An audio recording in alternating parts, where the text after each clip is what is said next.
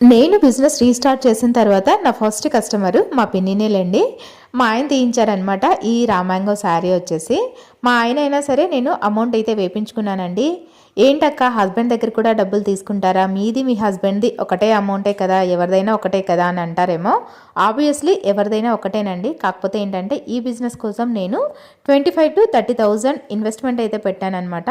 So saris అన్నీ sale అయిపోయిన తర్వాత అసలు నాకు ఎంత ప్రాఫిట్ వచ్చింది, ఎంత లాస్ అయ్యానో తెలియాలి అంటే ఖచ్చితంగా అమ్మైనా సరే, అక్క అయినా, హస్బెండ్ అయినా, ఎవరి దగ్గర అయినా సరే డబ్బులు తీసుకోక తప్పదండి. ఈవెన్ ఒకవేళ వాళ్ళకి ఇవ్వాల్సి వస్తే నాకు పడ్డ ప్రైస్కైనా సరే ఇస్తానేమో, కానీ ఫ్రీగా అయితే ఇచ్చేసాను అనమాట. సో నేనైతే ఖచ్చితంగా డబ్బులు అయితే తీసుకుంటాను. ఓకే, ఇంకా ఈ శారీస్కి సంబంధించి అన్బాక్సింగ్ వీడియో అయితే ట్యూస్డే 10 o'clock అయితే వస్తుందన్నమాట. అందులో వచ్చేసి మన బిజినెస్ని ఆన్లైన్లో ఏ విధంగా గ్రో చేసుకోవాలి అని చెప్పేసి ఒక 5 విషయాలకు సంబంధించి ఫుల్ ఇన్ఫర్మేషన్ చెప్పాను. ఖచ్చితంగా తప్పకుండా చూసేయండి, మీకు కూడా యూజ్ అవుతుంది.